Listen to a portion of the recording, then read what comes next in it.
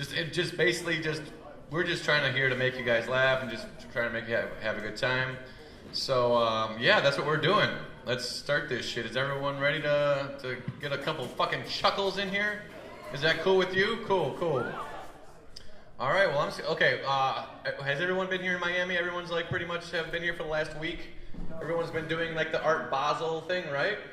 Everyone's been doing that? No, not at all. You definitely been doing the Art Basel, right, sweetheart? You? Pizza? No? You've been doing it a little bit? I mean, this is like we had PAMM here before, right?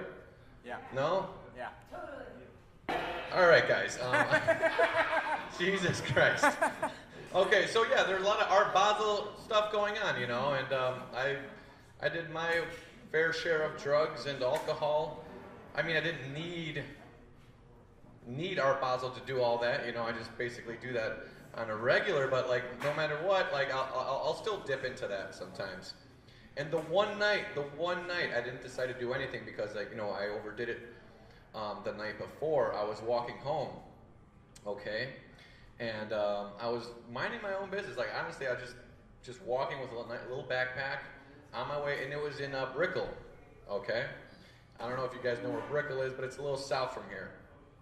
I'm walking home, and this is a true story. This happened last week, Tuesday.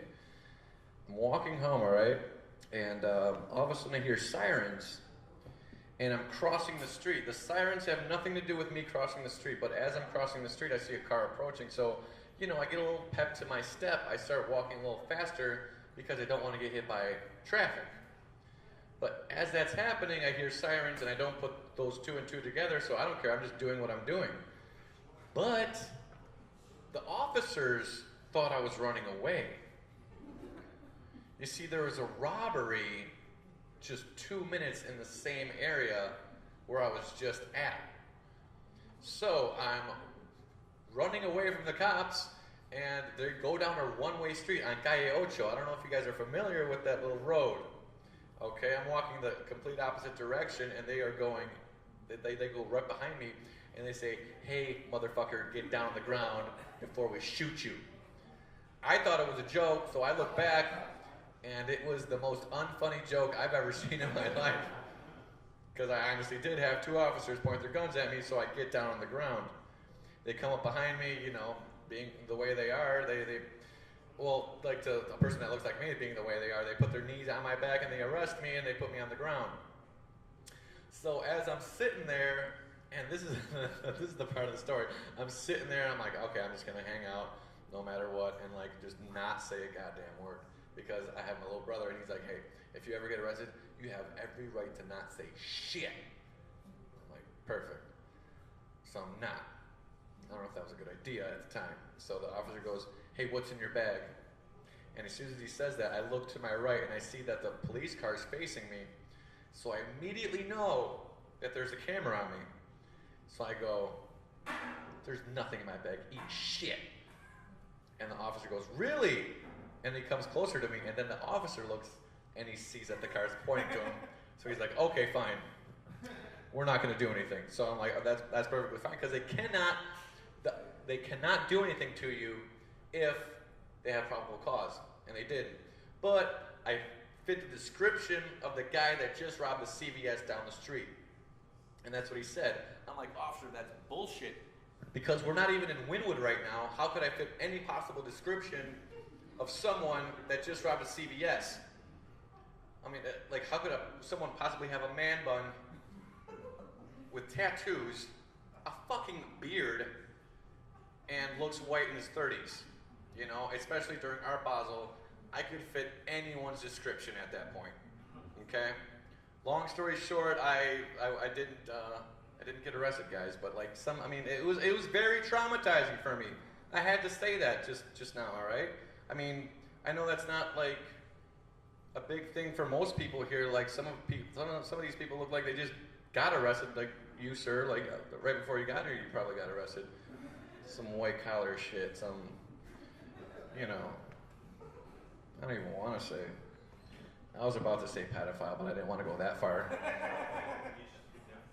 I didn't. But I did.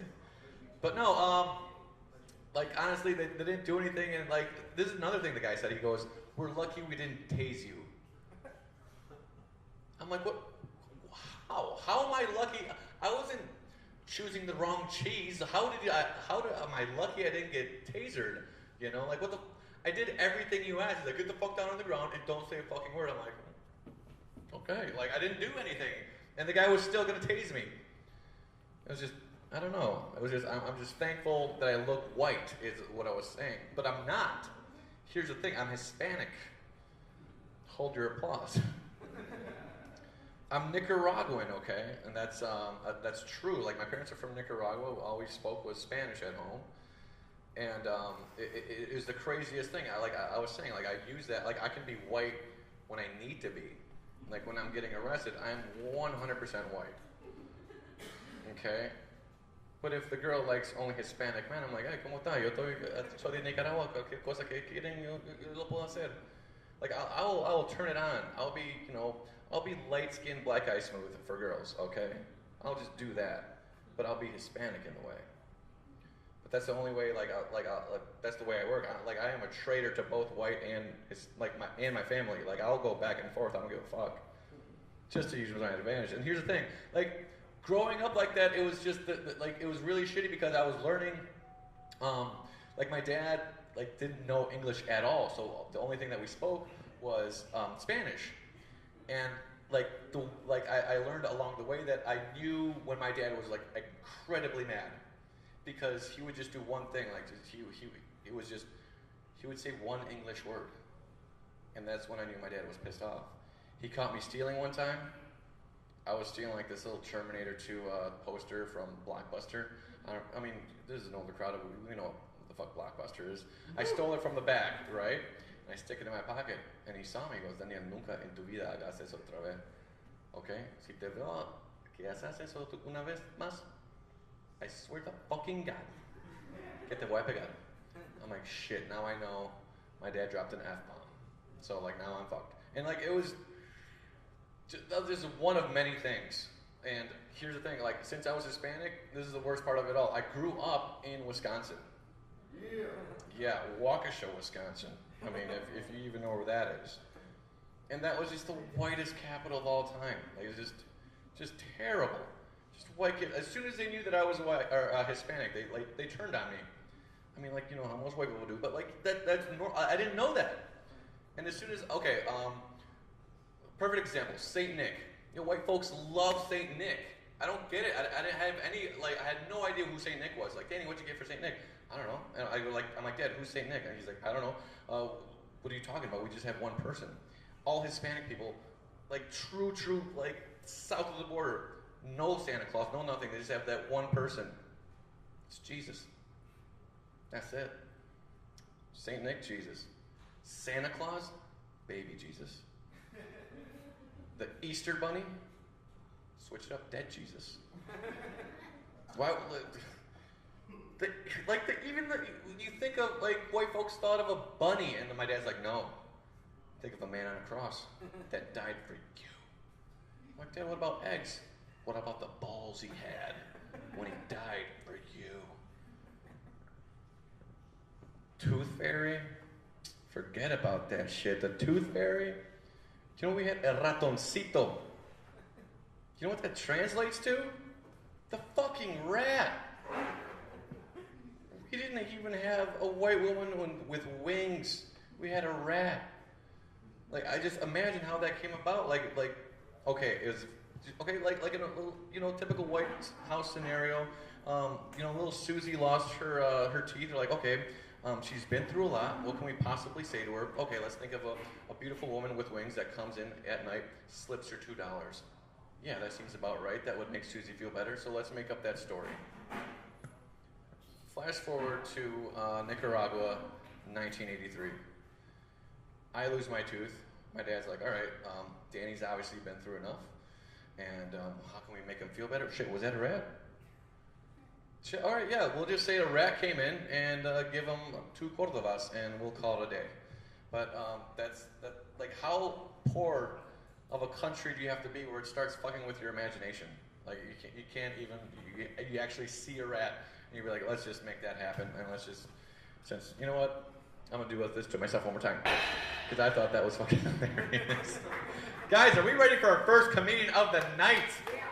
Yo, I've seen this guy. Actually, one of the very first times that I performed was in his room, and it was a dope-ass room. I think it was called Englewoods. It was one of my favorite rooms of all time. Rest in peace, but this guy is still trucking on. He's one of my favorite comedians in the city. Ladies and gentlemen, put your hands together for John Gregory. Keep it going for Danny, guys. Guys, it's Thursday night in the best city in the world. Let's make a little noise, show a little energy, you know? Hell yeah. My name's John Gregory. It's great to be here. It's great to be white.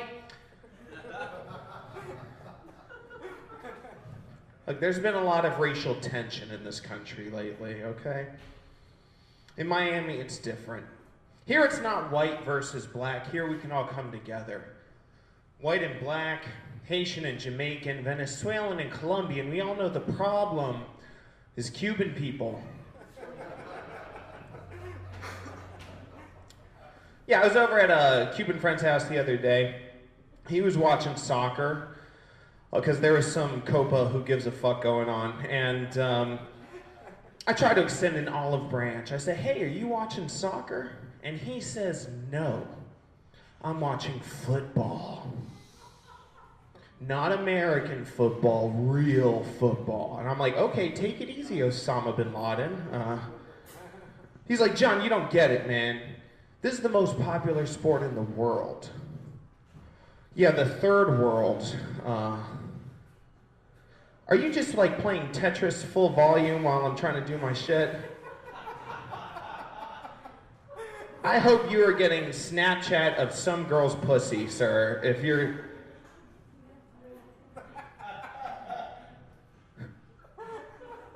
Should someone wake him up? Yeah, just go ahead and, if you could put that on silent. I'm not gonna ask you to stop sexting or whatever, but if, you know, the rest of us couldn't hear it, that'd be all right. Oh, so back to this great soccer joke I was right in the fucking middle of. You were up here fucking posing, like you're on the mic, like getting pictures taken, like smiling so everyone can see that gap tooth. And now that the show's going on, you're just like, full volume seems about right. Oh, Christ. So soccer's for retards. No, all right. We'll kill that one. Momentum's dead. Art Basel just finished up. You know, Art Basel is a great reminder of like which minority I really hate in Miami, and it's the European tourists. You know, like I'll be at the Metro Rail and like they're trying to figure out how to. They're looking at the signs that doesn't make any sense, and then they see me and they go, "Oh, thank goodness."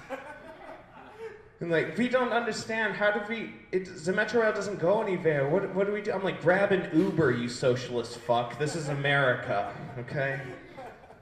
It's funny, because like, being white in Miami, like, it hasn't made me less racist, it's made me a more informed racist, which is important, I think, you know? Roger that, all right, I don't know what accent that was, but we'll assume we're on the same side for this. But like, you know, because like when I see a black person, my first thought every time is, oh, thank God, someone who speaks English. That's why Dominicans are like mirages in the desert, you know? like, no, man, I'm not trying to talk about baseball every single minute of the day.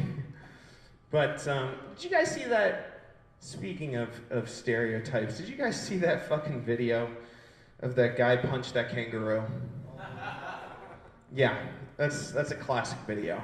And it's funny because it's like, this is what I found out. That guy, Australian obviously, he's a fucking zookeeper in Australia. Did you guys know that? He's a zookeeper. So like he's in the back of that pickup truck, he sees a kangaroo like doing Brazilian jiu-jitsu to his dog, like put him in a sleeper hold, and he's like, don't worry, I'm trained in this. I know how to handle this situation. He chugs a beer, walks up to the kangaroo, calls him a cunt, and punches him in the face. Oh, being Australian is great. Australia is so funny. It's like, you know, the rest of the world has this idea that America is like fat and stupid and drunk, you know? And we have states that are like that. But like Australia is an entire country of that, you know? It's like if they took Florida's crazy with like Mississippi's obesity and substance abuse problems and put that together, and like, I know what you're thinking, that's Louisiana. But Australia's worse, you guys. Way worse. I lost 70 pounds 2 years ago. I've gained 30 pounds back since then, which doesn't get applause, but it's like, oh man, guys, I'm still playing with house money, you know what I mean? So I'm just enjoying myself. Like I losing the weight, I was like, no carbs for me, man. And now I'm like, beer and pizza night? Why the fuck not, you know? Oh, here's my $5 tip. Oh, you guys, I'm living proof. I'm 27 years old, and I'm living proof it's never too late to get your education. I just graduated DUI school. That was a slow, sarcastic applause, you guys. Don't appreciate it. DUI school is funny because, you know, it's like, it's over a weekend. It's 7 hours on Saturday, 7 hours on Sunday. And the first day is just 7 hours of, you should have taken an Uber. The second day is 7 hours of, you could have also used Lyft. You know, that's like, once you've been in jail next to a homeless guy going through heroin withdrawals, you're like, I may be a fan of public transportation from now on. That's more up my alley.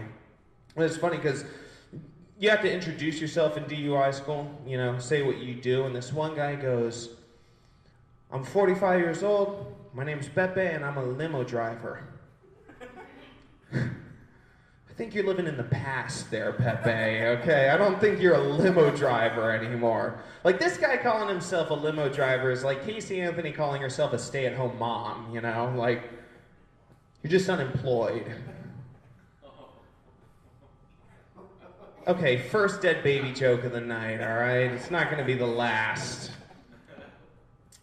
You guys, I love that there's, you know, free beer here. I love drinking. I love I know this isn't quite Wynwood, but like, I love performing in this area because every place has like their own special beer that they're trying to promote, you know?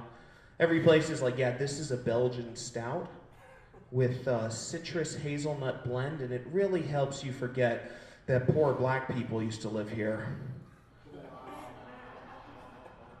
That's a gentrification joke, you guys. You don't get to drink the beer and eat the pizza and then not laugh at that. Give me a break.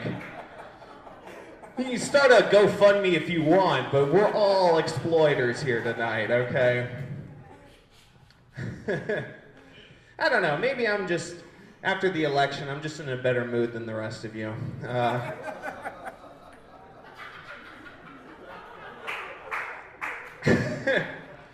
You know, it's funny, everyone thought this election, it's like, it's a test to see if America's racist, or if it's a test to see if America's sexist. And like, this election was a test to see if white women could take one day to not hate each other. Just one day, election day. Couldn't happen. 47% of white women didn't vote for Hillary. 47%. 47% of white women got to the polling booth and they're like, oh, I hate her fucking pantsuits. Trump! 47% of white women are like, oh, she reminds me of the dyke I made out with in college. Trump! Oh, that wrinkled bitch reminds me of my mom. Trump! All right. Killed all the goodwill in this room. Back to drinking. I love people who drink. I don't love people who don't drink. I don't mean the people who quit drinking. Those people have proven themselves. You know, they need to get their lives back on track. You know, I'm talking about the people when you offer them a beer, they're like, no, I'm training for a half marathon right now. I would never put a poison into my body because my body's a temple. Like, yeah, my body's a temple too, but Jesus wasn't turning water into kale, asshole. keeping it religious. I saw in a poll recently, 8.5% of Americans are gay. 8.5%. So you figure 8.5% of 12 apostles. Some of you have already done the math. One of them's gay, you guys. And I don't know if you're as well versed in the scripture as I am, but my money's on Bartholomew.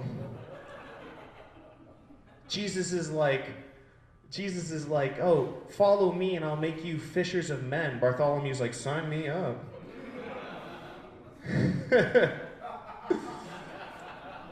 Well, you guys have just been a shit crowd, so I'm gonna finish it up with my abortion joke here. How many people grow up wanting to become an abortion doctor? Like, whose childhood dream is that? Like, oh, Billy, you're pre-med, that's great. What field of medicine are you going into? Well, I've narrowed it down to 2. Cancer runs in the family, so if I were an oncologist or a radiologist, any way I could fight cancer, I feel like that's a lifetime well spent. It's like, wow, that's so beautiful, that's so noble. What else are you considering, like pediatrics? Close.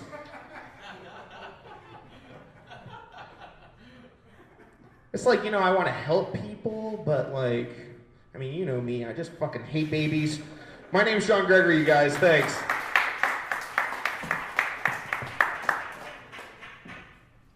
Keep it going for John Gregory, guys. Keep it going, please. He did a fucking amazing job. God damn. Keep on drinking. Like I said, there's a $5 donation, and also it's called Just a Tip Comedy. So if you feel free, if we made you laugh even one time, throw in $1 or throw in whatever the fuck you want, man. We're all poor. Fuck. We're out here on a Thursday saying jokes to the pedophile over here, right? No, I'm kidding. What was your name, man? David, and how'd you get into this? By being a pedophile. By what? By being a pedophile. Really? That's very artsy. That's so Art Basel of you, David. Oh man. No, like I said, put in any money that you want. Like a lot of booze. I love drinking. I am a bartender. Like I think I'm a borderline alcoholic, but there's always one person that always drinks way more than I do, and that is my dick. Like, my dick loves whiskey. You could probably call it a whiskey dick, all right? We'll just say that. Like, every time I go out, I'll just be like, yeah, I'll take a beer. Then my dick will be like, you know what? I'm going to take 4 whiskeys. 4 for me, and then 4 for my 2 friends down here. Boys' night out. So I'm like, hey, yo, take it easy. Like, we'll call him Richard, okay? We'll just say that. I'm like, take it easy, Richard. We might meet someone tonight. And he goes, meet someone? What's this we shit? We're not going to do anything tonight. I'm not going to do anything for you after what you did to me this morning. I'm like, listen, hey, listen, that was a different time. He's like, you beat the shit out of me so hard. Why would you do that? Why would you? You're an animal. That was a whiskey dick / masturbation joke. I don't know if you guys got that. Okay, guys, ready for your next comedian. He is by far the shortest comedian that we have. And I love this guy with all my heart. Ladies and gentlemen, put your motherfucking hands together for Alex Muzzumino.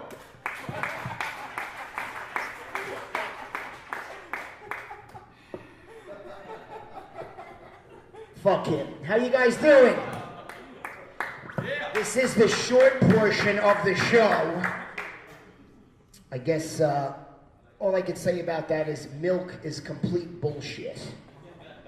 And I grew up in an Italian family. On a Sunday, I had macaroni and meatballs with a tall glass of fucking vitamin D milk. And this is still what fucking happened. Did you guys drink milk? Did you drink milk? I did, yes. Fuck you. You don't count. How's everybody doing after Art Basel? Everybody recovering?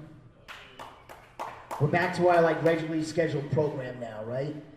I've had a fun night so far. Anybody go to Churchill's? Churchill's? Yeah, great place, right? Bro, I was just at Churchill's before this. I had a 72-year-old woman try to pick me up. Bro, she had the greatest pickup line I've ever heard in my life. This woman confidently walked right up to me and said, "Hey, cutie, I just want to let you know, old chickens make good soup."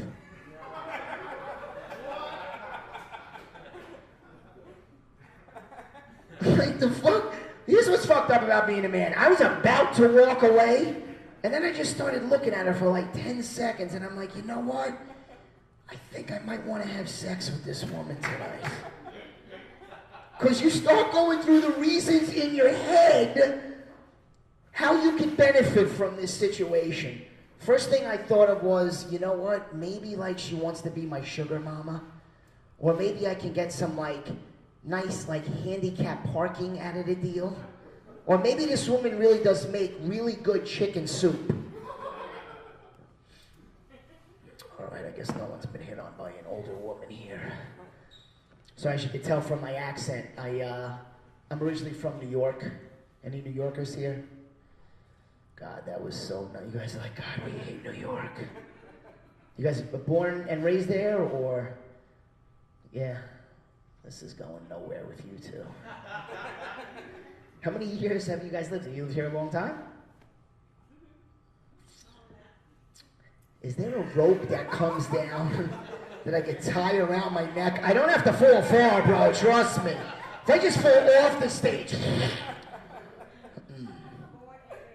But Bronx. Bronx? Where in Brooklyn? Hell yeah, man. I love Crown Heights. Everybody's like, what's the crown? She wears a crown? It looks like a feather. What is it we're talking about? Now, I moved here for a few reasons, man. I moved from New York, obviously, warm weather, better job, and Latin women, right? Any Latin women here tonight? No Latin women? Good, let's fucking rip on Latin women then. No, I love it, man. Like, I got off the plane, there was like 8 beautiful Colombian women just staring at me. Like, Alex, what took you so long to get to Miami? Right, and then they do like the half spin with the ass. Just like a fucking apple right there in front of you. It's all right. I guess I'm dating now. Anybody married? Who's married in here tonight? Besides you, I know you. The one from New York is married? How long are you married for? Wow. Is this your husband? Is your husband here tonight? There you go. Give it up for 1 year. Took about a year for you guys to be like, fuck you, I'm doing my own shit on a Thursday night. Fuck you. How long were you dating before you got married? Wow. And how old are you personally? You're... Wow. You got married young. So you met him when you were about 20? 21? Did you, was it like a, how'd you meet this guy?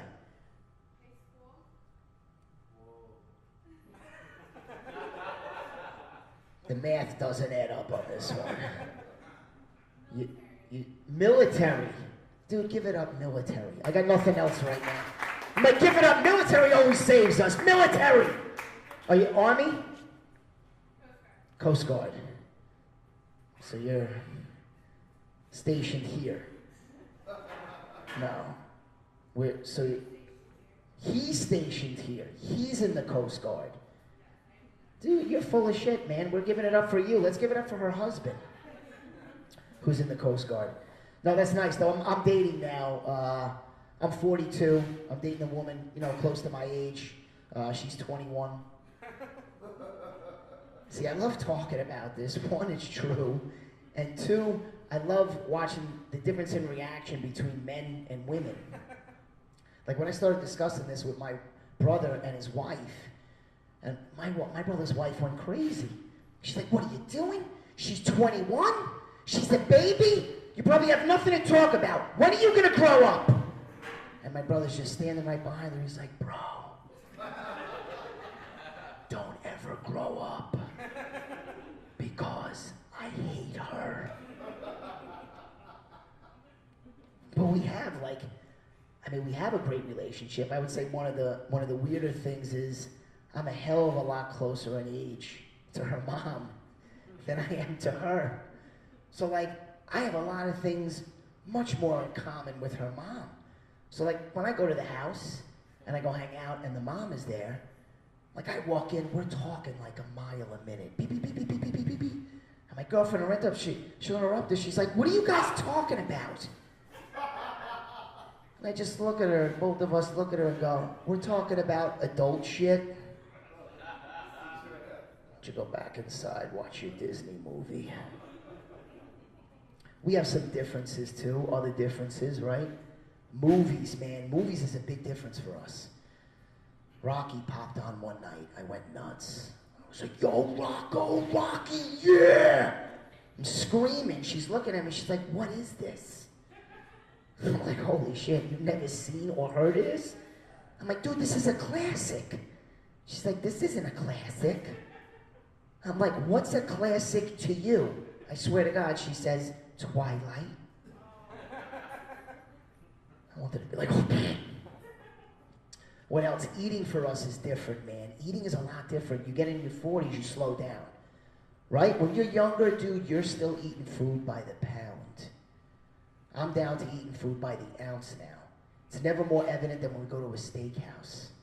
We walk in a steakhouse, we'll order, I'm like, I'll take the petite filet. Medium rare. She's like, I'll take a fucking bone-in ribeye, 42 ouncer.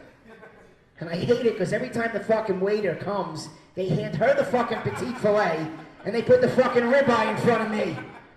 And the waiter's just looking at me. I'm like, it's opposite. And a waitress came one time. She knew what the order was. She handed my girl her nice ribeye. She's like, yeah, girl, you enjoy that. And she looked at me, put my steak down and went, pussy, and walked away. It's not right.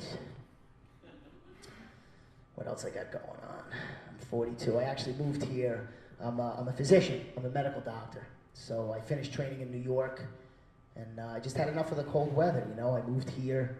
I think people kind of look at me, they're like, we don't get this combination. How are you a physician and a comedian? Like, this makes no sense. And then people are like, oh, we get it. You're going out at night to do comedy, to get over the stress of going to the hospital every day and watching people die. And I'm starting to think it's the opposite. I think I'm going to the hospital every day to watch people die, to get over the stress of doing this shit right here. Okay? This is the most stressful part of my fucking life, is walking through that fucking door and looking at this fucking stage and saying, holy shit, if my jokes don't work tonight, my life is amounted to shit. But that's like the great thing about comedy. Like, you know, you have one great night on stage, just one fucking great night. You walk off, you're like, holy shit, I'm moving to LA. And then you have like 10 shitty nights in a row, kind of like tonight. And I get off stage and I'm just like, holy shit, thank God as a backup, I got that medical degree. It's all right, if these jokes don't work tonight, that's my 911 Carrera-S convertible across the street. I don't give a shit. Pop in, turbo. It's still there. But I think the hardest part really is convincing people I'm a physician. Like in the hospital, it's okay. You know, I got the coat on, I got the stethoscope, I might sound like Joe Pesci, but I'm fucking walking around doing my thing. Like, they'll give me a look like, this guy's really the fucking doctor? But the biggest problem is when I don't have my shit on and I'm in public, because medical shit always happens when you're in public. Like, sometimes when you're flying 35,000 feet in the air to Vegas, and some guy thinks it's okay when he has a seizure disorder not to take his meds on his trip to Vegas, and supplant that with some lines of cocaine. And then they start seizing 35,000 feet in the fucking air. And the stewardess comes fucking beelining to the back of the plane screaming, oh my God, we need a doctor. And this really happened. I jumped up, I'm like, I'm a doctor. The woman, no hesitation, she's like, this is not a joke, asshole. Sit down, Doogie Howser. And I happened to be on the flight with like my Brooklyn Guido mobster Italian cousins, and they're sticking up for me. They're like, yo, bitch, shut the fuck up, that's my cousin. He's a fucking doctor. He went to medical school in the Caribbean, bitch. Motherfucker practices voodoo. But it was funny, everybody screaming, the stewardess, my cousins. The woman's like, where's your ID? And I actually I have the medical symbol tattooed to my fucking left bicep. So I'm now 35,000 feet in the air. I'm starting to scream back at this woman. I'm foaming at the mouth and I'm ripping my shirt off. I'm like, my idea is right here, bitch! So the pilot comes screaming back to the end of the plane. And he's like, all right, what's wrong with the patient? And he's pointing at me. And I'm like, no, dickhead, I'm the doctor. He's like, well, this guy is seizing. Should I land this plane? Dude, 250 people looked at me like, if you land this fucking plane, before we get to go to Vegas and do our cocaine, we'll fucking kill you. This guy is sitting in his chair, foaming at the mouth, frying. I look at the pilot, I'm like, the guy looks perfect to me. Anyway, that's my time. Thanks for having me. Keep it going for Alex, guys. That was great. God damn. Oh, sorry, bud. All right, guys. Yo, we have one comic left, and he is our fucking headliner, though. But before we do that, I need to know more about the pedophile. All right. So, are you dating anyone, by the way? Are you dating anyone? Yeah. You are? Is she here? No? That's because she doesn't exist, man. Because you like children. You know that. It's okay, man. It's not okay. Well, it is. That's right, yeah. The dog, he can sniff. He's a pedophile sniffing dog. It's cool. But, so you guys been dating for a while? No, not really? Where'd you meet her? New York? Like on the street? Like just in New York? Like tell me like where? Like in a building? Like No, on a movie set. on a movie set? Yeah. You're so full of shit, man. What movie? Baby's Day Out. No, it's called Sleep Tight. It's my movie. Sleep Tight? Yeah. Oh, you're like, are you a writer, director? Writer and producer. Writer and producer. Damn, man. That's pretty cool. I mean, you need those those giant profile jobs to do like that greasy shit you do, like with the kids. So. That's very true. That's very true. I just got over a relationship. That's why I was like giving you a hard time, because I'm unhappy because she broke up with me. But like it was like she was, you know, what's supposed to happen. She's like big in astrology and shit like that. You know, I'm a Virgo and she was a cunt. So but that's the way that works. This guy, you can see him. You can see him in Comedy Central. You can also see him in New York. I mean, this guy is everywhere. He's one of the funniest people I know. Ladies and gentlemen, I am so happy and honored to introduce my good friend, Kyle Grooms, everyone.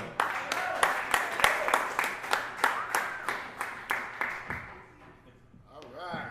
Keep it going for Danny, boy, man. Show your love for Danny. You guys for coming out, man. This is great. And all the comedians you see tonight, show them love, man. Clap. Let's do this. It's a good crowd, man. You're small, but you're mighty.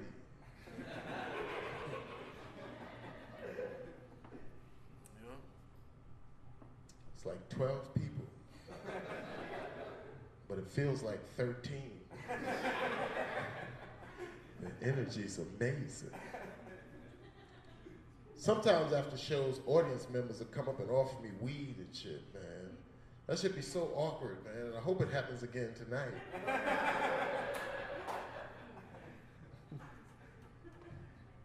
Yeah, as long as you don't heckle. Heckling, sometimes you're not in the mood for it, you know. Like I was doing a show once, like I was working on material, I wasn't killing, but I wasn't bombing. It was like I was washing a car but wasn't putting Armor All on the tires, you know what I mean? And I was wearing this sweater, man, and I was feeling pretty good about it. And the guy in the audience was like, hey, yo, what's up with your tight-ass sweater? I could see your nipples. And I didn't want to check immediately. But I did this shit, right? And my nipples were looking at me like, what up, bro? I wanted to kill that son of a bitch. I wanted to fight. But I didn't come to fight tonight, man. I used to fight. I fought a lot as a kid, man. Older brothers. Older brothers teach you to fight, man. There was a technique they used called kicking my ass. No, the brothers mess you up. My older brother punched me in the chest so hard when they had cleared my congestion. You know? It's like, boom. I was like, wow, I could breathe. But older brothers kick your ass but won't let anyone else mess with you. But I'm like, I would rather take my chance in the streets, you know, than to fight your big ass. Because I know guys in the streets ain't jumping from a bunk bed and kicking me in the face. I got in trouble for fighting once, man. I had to go to court at 10 years old for fighting, man. It was at my cousin's softball game. Some little kid was messing with her going boobala, boobala, or some goofy shit, right? And she was scared, so she was like, Kyle, get him. And I hit him with a two-piece, pow, pow. Maybe a biscuit, ooh, you know. And the fight was over. I was 10 years old. My mother got a letter in the mail that said, Kyle is to appear in court. You're being charged with assault and battery. And I didn't even know what that was. I was 10 years old. I was like, I didn't have any salt. I didn't use a battery. I used my fist. And there I was in court at 10. The state of New Jersey versus Kyle Grooms, man. And this, matter of fact, this is the first time I ever got a laugh over a microphone. Because I was on the witness stand and the lawyer asked me, right? He said, when you hit him, did he turn red? And I was like, yeah. When you hit white people, they turn red.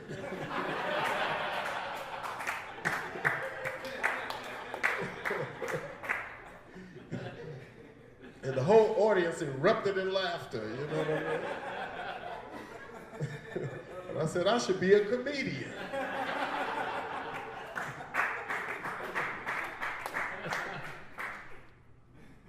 And they let me off with 6 months probation. And at the end of my probation officer took me and my cousin to Wendy's. And I was like, wow, it was all worth it. I should beat up 4 more white people. Maybe I'll go to Chuck E. Cheese. Okay. But nah, I ain't about that. There's been a lot of racial tension, man, lately. I've been black most of my life, and this is the worst I've experienced. I thought race relations would change once we got a beige president, you know what I mean? You know, Barack, not too black, not too white, he right in the middle. Nobody hates beige. And Barack, I'm gonna miss him because he's smooth. He's like a little Will Smith, a little Denzel, and a little Joel Osteen.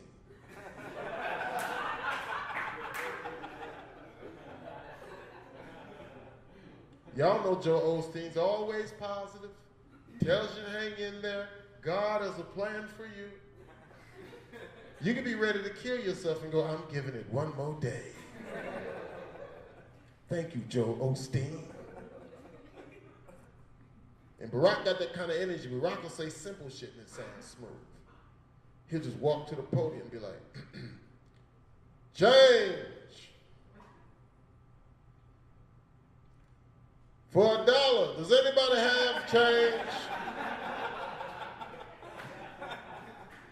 For $1, 2 dimes, a nickel, how about 3/4? Might not get there today. And we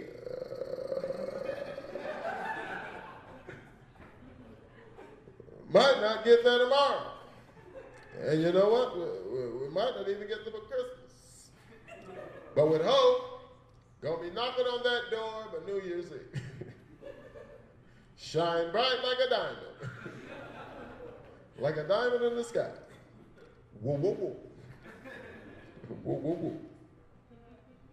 I'm happy Barack never got into no bullshit, no scandals, never cheated on his wife, you know. That'd be awful, catch Barack on a sex tape, talking to a woman. Like, okay. This is what I want you to do. I want you to take your breasts and I want you to bring them together.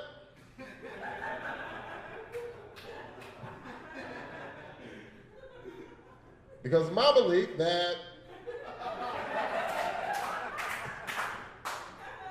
the left and right can come together.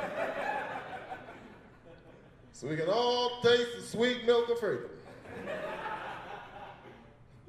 But we won't stop there. I'll bite your nipples when I lick them. But we won't stop there. Well, then we've been you. Okay, I'll stop there. That's good. But yeah, Barack's relationship inspired me, man, just to see two people together, you know. A lot of people today don't last longer than a gas station cell phone charger. You ever buy a cell phone charger at the gas station? It lasts just as long as it takes for you to realize this shit don't work.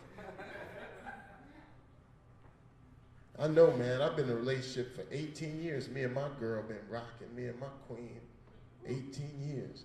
Just had our second child. We're not married yet, but I think she might be the one. Seems like a great gal. We're really getting to know each other. And before y'all think I'm an asshole, we both like the fact that we could just walk away at any moment. Don't have to get the government involved, you know. It's a choice. At any moment, we can just be like, bye, I don't need you, I don't need you. Shit. Hey, what's the Wi-Fi code?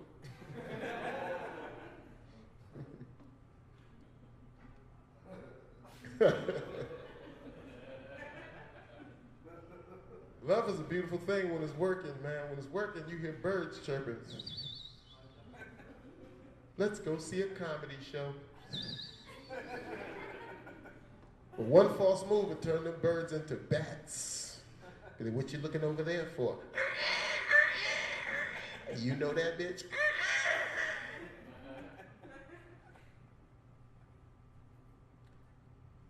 My first experience with women, I was a kid. My older brothers had girlfriends that they would make cry, but their girls would cry to me. Like, why is he doing this? Why is he acting like this? I'm like, I don't know, I'm 7. I'm still a grown man trying to figure this shit out. Women remind me of the birds from Avatar. You can ride them, but they're gonna try to kill your ass out there. Calm down. Chill out. I just want to ride you. Take it easy. I'm hungry. Okay, let's get you something to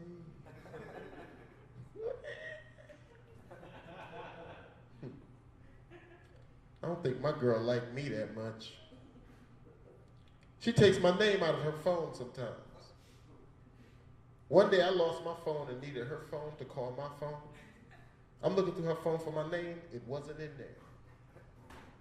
But then one day she lost her phone and needed my phone to call her phone. I'm looking through her phone for my name. I was listed as this nigga.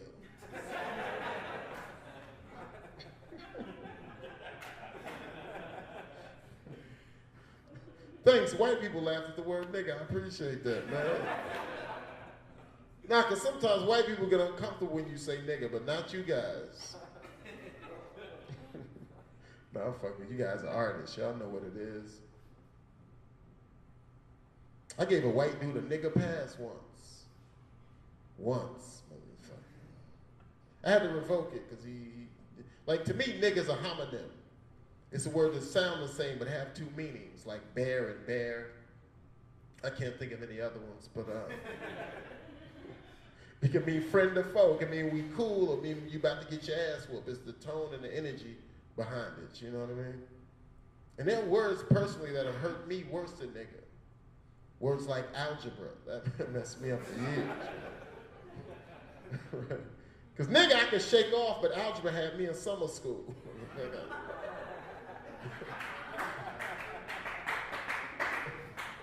I need my time. Another dreaded word is declined. I hate that fucking word. I'm sorry, sir, you've been declined. I would rather you call me nigga. Be like, you've been approved, nigga. Thanks. The house is yours. What a happy day. What a happy day.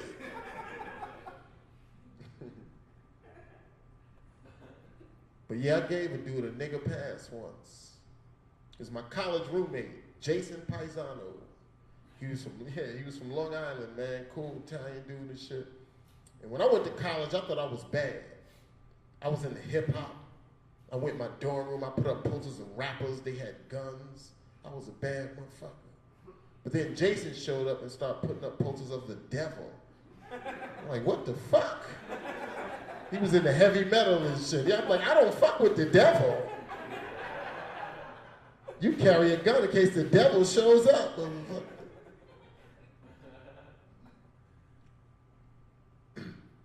But me and Jason, like, we became thick as thieves, man. As a matter of fact, we were thieves. We would steal street signs and shit, goofy shit that you do in college, you know. We got cars crashing in the city because we want a stop sign in the living room, you know what I mean? Do not enter, they'll figure it out. And me and Jason looked out for each other, you know? If he fight, we fight. If I fight, I hope he fight. And we would make racial jokes once in a while. Like I remember one time we went to the grocery store and I saw some Cracker Barrel cheese. I'm like, here, Jason, it's for you. And then we walked 2 steps further and he saw some Coons brand cheese. He was like, here, Kyle, this is yours. I'm like, you son of a bitch. I didn't know they had Coons brand cheese. I'm about to call Al Sharpton, motherfucker. They had the audacity to put Coons brand cheese from the slave aisle to the grocery aisle. Okay, no, okay, too much. All right. But yeah, me and Jason was cool with race. You know, we were 19, we were optimistic and shit. But then his friends from high school and the guys he grew up with came to visit. Now he wanted to show out with my nigga pass, just using it in the wrong context. Like, hey nigga, get me some cereal. Whoa, motherfucker. Whoa. Skirt! Hit the brakes, motherfucker.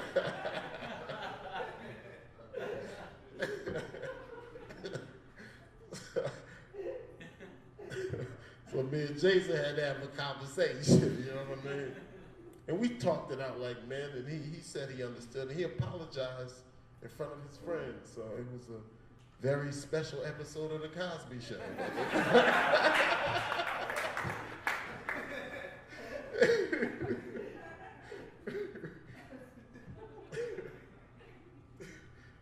Doesn't it suck that they took The Cosby Show off the air, man? That's a piece of shit, man. I don't care. I don't know what he did. I don't give a fuck. A lot of artists have dark shit in their past. That don't mean you can't enjoy their art, right? Pablo Picasso slept in a bed with young boys. You never throw away Picasso. I mean, I just made that shit up, but you get what I'm trying to say.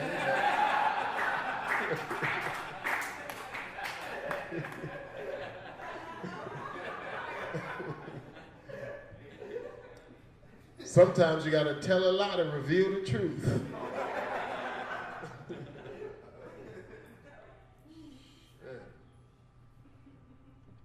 Yeah, man, me and my girl, we got kids now. It's a beautiful thing, man. I love being a parent, man. I think everybody should be a parent, especially if you have children. You ever see people whose parents leave, they never get over it, man. Some people. Like, my father left me when he was 7. That's right, when he was 7. He got on the big wheel and kept on going. And I said, come back, Daddy. That's my big wheel.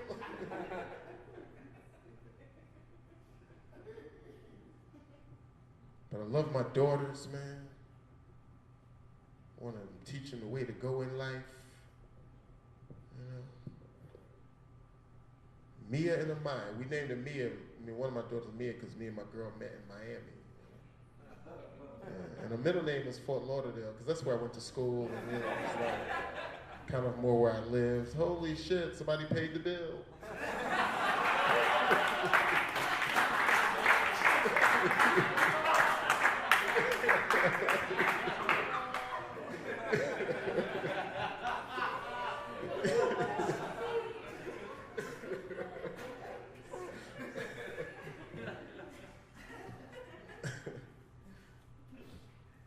But I love having a daughter, man. I waited till I was in my 40s to start having kids, you know. I told that to this 19-year-old. He goes, yeah, that's what I'm gonna do. Wait till I'm old as fuck to start having babies. I'm like, thanks, kid. But it's beautiful being a dad, man. It's so great. I love it when, you know, sometimes it happens they fall asleep on your chest. The baby falls asleep on your chest and wake up there on the floor and shit, you know.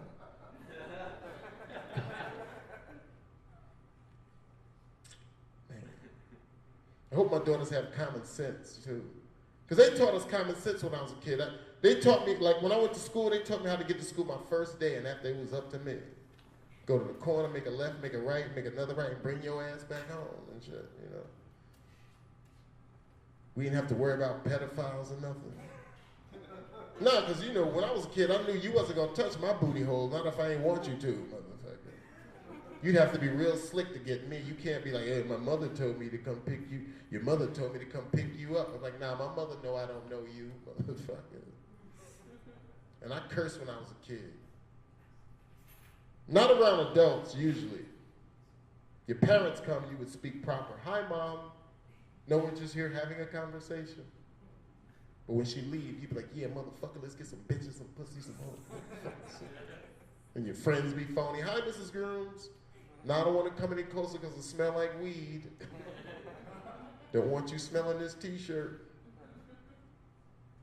I remember one of the best curses I ever learned was hanging with some white kids. I went across the creek to hang with these white dudes, and one of them turned to his brother and called him a dickweed. Now, I thought that was brilliant, you know?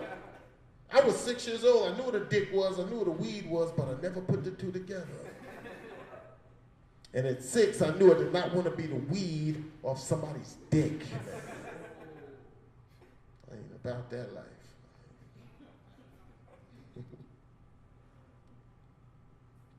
But I hope my daughters know better, you know, the difference. When I was a kid, I think a dude tried to get me. I wasn't sure, but I wasn't going to find out. This guy that worked at the corner grocery store stocking shelves. I went in the store one day and I was short a quarter, you know, and I'm walking around the store looking sad. And here come this guy. Hey, little fella, what seems to be the problem? I tried to buy some cookies for my Cub Scout meeting and I'm short a quarter, now we ain't gonna have no cookies. He was like, well, here, take $1. Keep the change. I'm like, thank you, mister. You are a nice man. Then like a month later, I went to the pet store to buy some fish food. When I went to the counter to purchase the food, the guy wouldn't sell it to me because he said I went there the day before, snatched some fish food off the counter, and ran out with it. And I was hurt he would accuse me of such a petty crime. But I'm trying to explain to him that common sense should tell you if I came in here yesterday and stole some fish food, why would I come in here today and buy some fish food? Does that make any sense at all, mister? That's hustling backwards. And it's not like I would have run out. I have a goldfish. I do not have a shark, mister.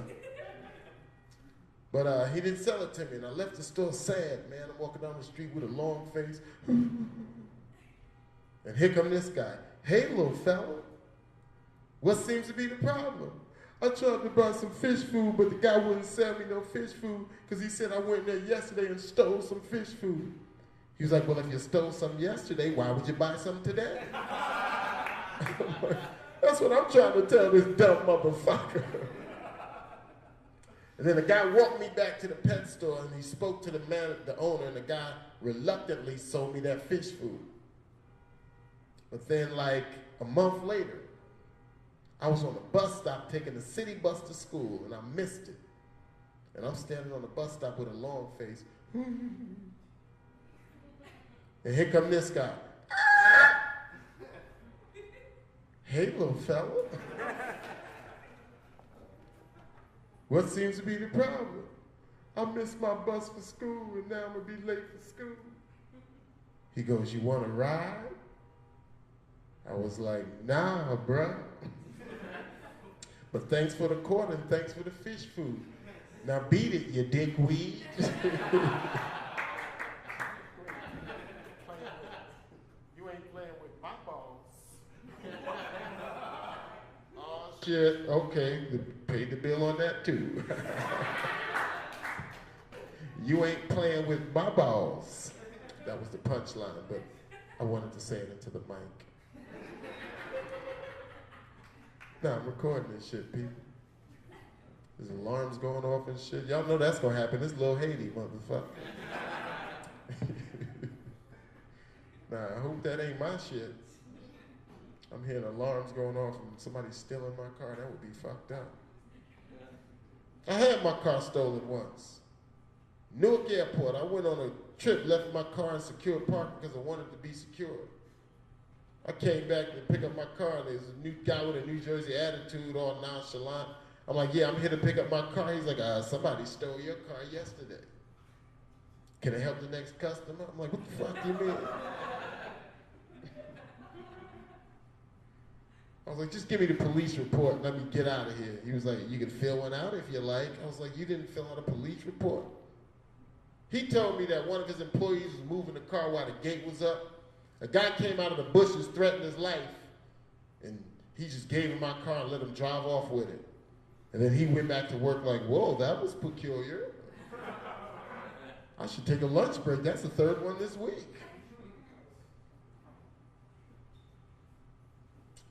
Whoever stole my car lived in and or around Newark. And I know this because in Newark, if you run a red light, they'll send you a video of your car running a light along with a ticket. And whoever stole my car was running lights like a bandit because I was getting tickets. And that's a sad feeling when you see your car turn a corner, but you ain't in that motherfucker. But they found my car a month later, man, and whoever stole it had taste because it was better than I left it. It had tinted windows and air fresheners. I might drop it back off. I need some rims.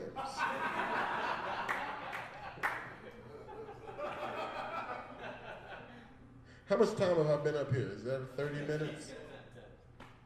10 more minutes? Fuck. Damn, I felt like I was shot an HBO special. No, my man, you got 6. Oh, 6, thanks. Damn, you drunk? No, I'm kidding. No, but thanks. No, I appreciate it. Well, congratulations. I'm trying to get there. Yeah. My name is Kyle. It's a nice name, but it's not a Mandingo black man's name. Like I grew up, brothers would get themselves some Muslim names. And my name is Wasadiq Muhammad. My name Beef Burrito Supreme. Like my brother chose Kahim. I'm like, Kahim, your name is Eric. You're Eric, I'm Kyle. Mommy had a plan. I would have respected him if he were really Muslim, but I knew he wasn't Muslim because I caught him one day eating a sausage sandwich.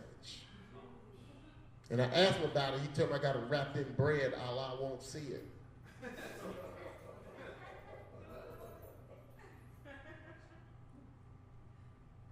Kyle's my name. Nice name, not a Mandingo black man's name. It's hard getting respect in the streets when your name's Kyle. Because you wouldn't be scared if a guy named Kyle were after you. Like if a guy walked up, yo, my man, you better watch your back. Kyle's looking for you. You're like, Kyle? The nigga with the glasses? I'll kick his ass. Call me when Kahim's looking for me.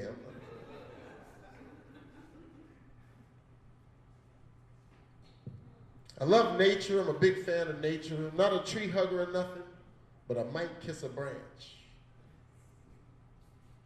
I lived in the woods for like 6 years, man. It's great. It's quiet.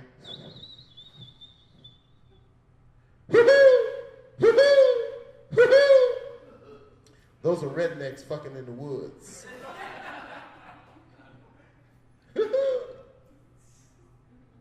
Now, when I was a kid, my mother sent me from New Jersey to live with my grandparents in Cuthbert, Georgia. And if y'all don't know where that is, don't worry, because the people in Cuthbert don't even know where they at. It's one of those small country towns in southwest Georgia with a Confederate soldier in the middle. And the tallest building is an Arby's. Shit. If they got a McDonald's, that'll be a skyscraper. Got arches as big as the goddamn moon. Tall as the moon.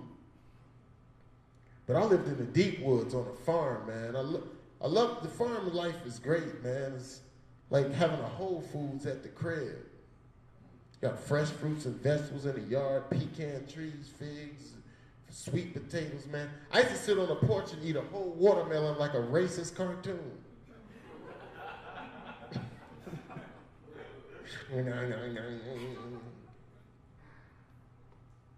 Don't get offended by that joke.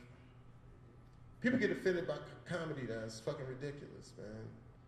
It's jokes, man. Not everything, is your taste, but if it's a joke, you'd be like, all right, how do you... Like somebody told me a joke once that was funny, but racist as a motherfucker. He was like, what's the worst thing you call a black person that begins with N but ends with R? I thought it was nigger. He said, no, neighbor. I wanted to kick his ass, but I was laughing a little bit.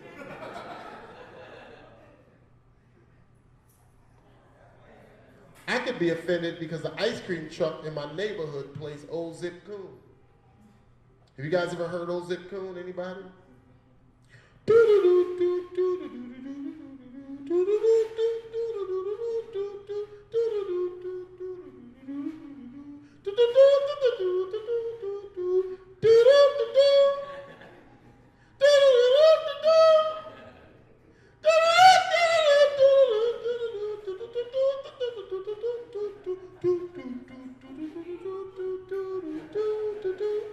That was a hit song in 1833.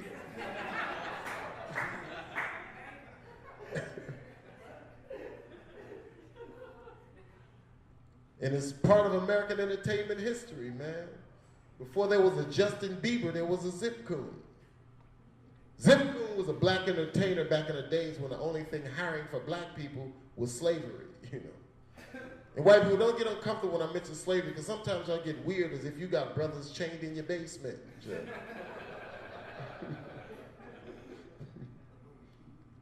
White people ain't chaining people in basements no more. Those are Puerto Ricans. No, okay. But anyway, Zip Coon was bad. He had a double chin, and he knew how to play the violin.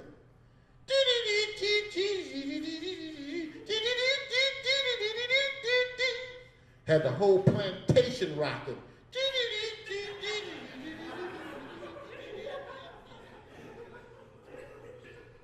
Shit, people forgot they were slaves.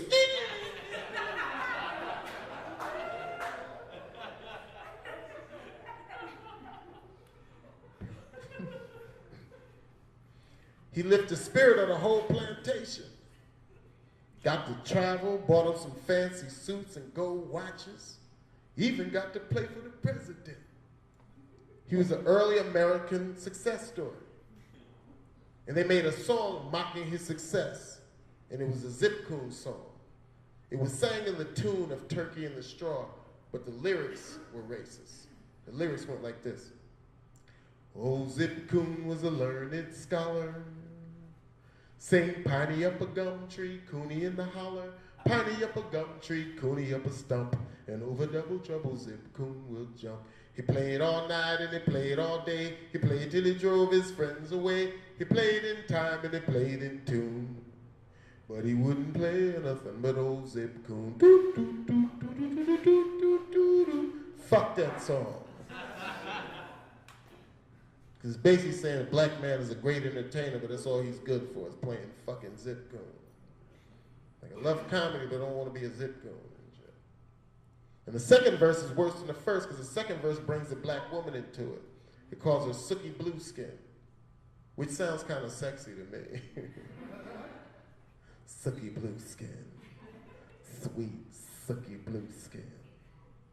Oh, Sookie Blue Skin in love with me. She said, come over for a cup of tea. And what do you think Sookie served for supper? Chicken foot and possum heel without any butter.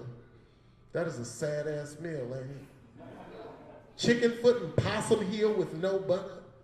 Fellas, could you imagine a woman inviting you to her home It said, I cooked your chicken foot and possum heel, but sorry I don't have any butter. You'd be pissed off. I'm not even sure what that is, but I'm sure butter is the best part of chicken foot and possum heel. Like, this possum heel kind of tough. You ain't got no butter for this shit. I figure possum heel gets stuck in your teeth. Nobody else.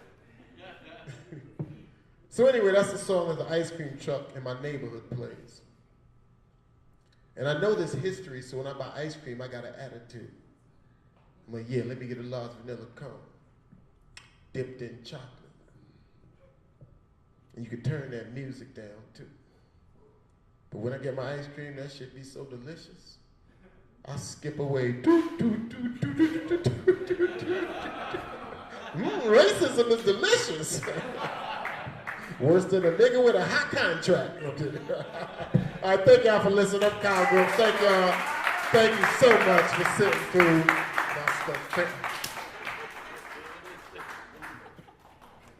Guys, keep going for Kyle, guys. Guys, thank you so much for coming out. Thank you to all the comics. Thank you to Alex. Thank you to Kyle. Thank you to Gregory. My name is Danny Benavente. Thank you so much. We do this once a month. Check our Facebook at Yo Miami, Yo Space. Thank you very much, guys. Have a good night. Thank you.